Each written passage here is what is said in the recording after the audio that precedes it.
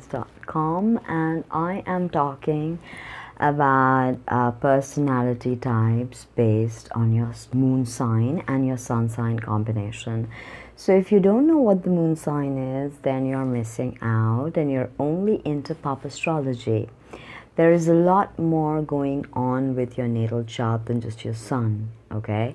Yes, the sun is a very important component of it, but the sun is not everything, okay?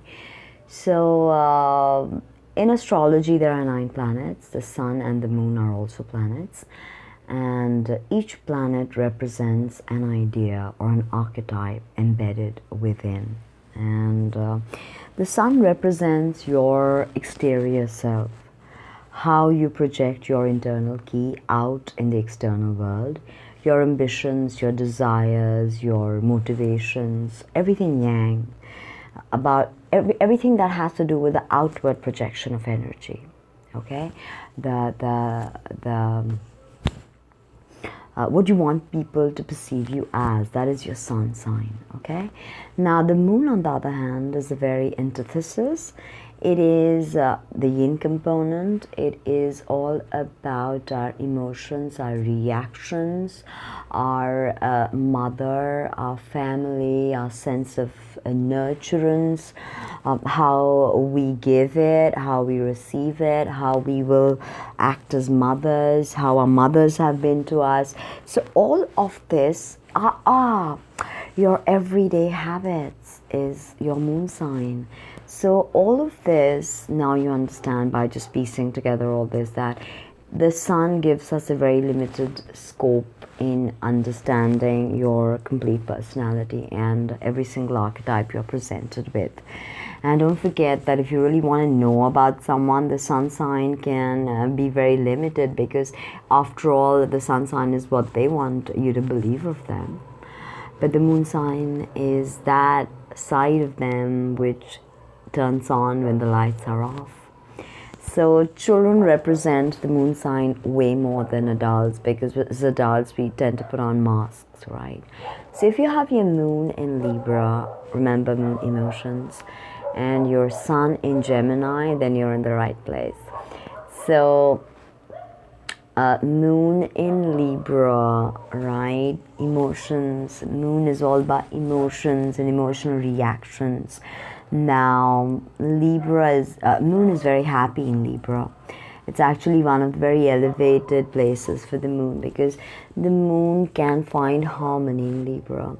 Libra and moon people usually find things that work for them, things that are refined, things that are luxurious. Why not? After all, Libra is ruled by Venus, and Venus manifests in the more intellectual, airy vibe, and Taurus, she manifests more as the earthy sensuality, body sensuality. But with Libra, we have the more intellectual, mind sensuality, sapiosexual. Right? When you're turned on by intelligence, that's Libra for you. Now, so a moon in Libra just makes you very, very, very dependent on relationships, because Libra being the sign of relationships, you want to relate. You have this inherent necessity to relate to people. But you are not good at making up your mind. You're not good at being the leader or taking the stance. But you're great at taking a stance or really speaking up for something. You just want to negotiate and make peace. But you don't, sometimes you become passive and you may give in to, just because the system is like that, you may think that, okay, I have to work in the system and become extremely submissive. This is not something you should be looking at. Okay, if you're giving into that, understand Libra is about equality, sense of fairness, justice. The Justice card in Tarot symbolizes Libra. So you're about justice. You're about, if things go out of balance, you immediately want to put them back in a balanced state. You want harmony, harmony, harmony. In all levels of life, you want harmony. You want communication harmony. You want good things, you want peaceful friends, you don't want confrontations. If there's too much ego battles going on, you don't really want to get into it. So if you have a Libra lover and you're like, always taking out your Scorpio side, it's not going to work, because they'll run away, and they're good at escaping. They're good at running away, because they want peace. And if you don't understand that, then they're going to go, there's nothing you can do about it. They may not speak up their mind always. So if they're pissed off with you, they'll take it out in every passive aggressive way you can imagine. But they just don't want to sit you down and tell you that, look, this is the problem, this is what I feel, this is what I need from you. This is not something they're gonna say. They're just gonna make peace. So if you throw anger at them, they're just gonna smile at you and try to appease you more, and that can really piss people off even more. So just balance. Everything is balance, and everything with Libra moon people, it's always being played out in their heads, because everything they intellectualize everything, right? Everything. Now with your sun, now remember, your sun is your outward projection. Now your sun in Gemini, now this is very intellectual combination, because here you've got another super intellectual sign, which is Gemini, which is the first air sign, and you are the second air sign, Libra moon. So here you've got very, very powerful air energy, intellectual energy, your thought processes, clarity. You may be able to communicate. You can be a writer, and you can have a blog, because you have the Mercury. And listen, now with Gemini, you have Mercury's ability to communicate. Mercury being your ruler, Mercury is all about communication. So you're going to be good at that. And you've got the Libra moon going on, which understands beauty. So you've got the beauty aspect going with the necessity to communicate. Now, this can make you superficial, because both Libra and Gemini are known to be superficial. You may not want to get into a relationship, or even if you get into a relationship, it's all on the surface, it's all pretty, it's all nice.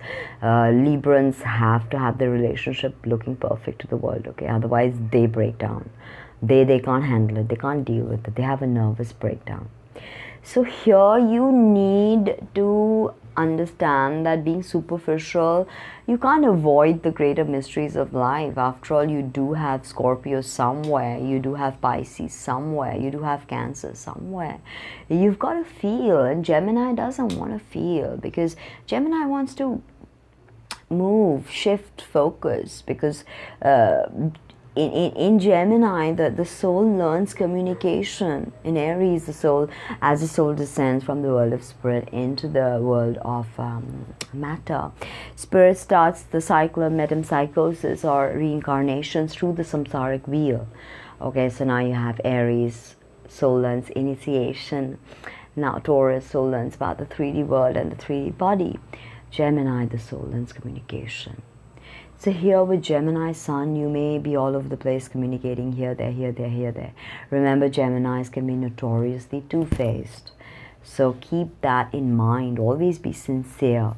And with Libra also, there could be a lack of sincerity. So you may want to balance that if you feel that you need to go to the depths to explore your feelings, or to really maybe journal about it.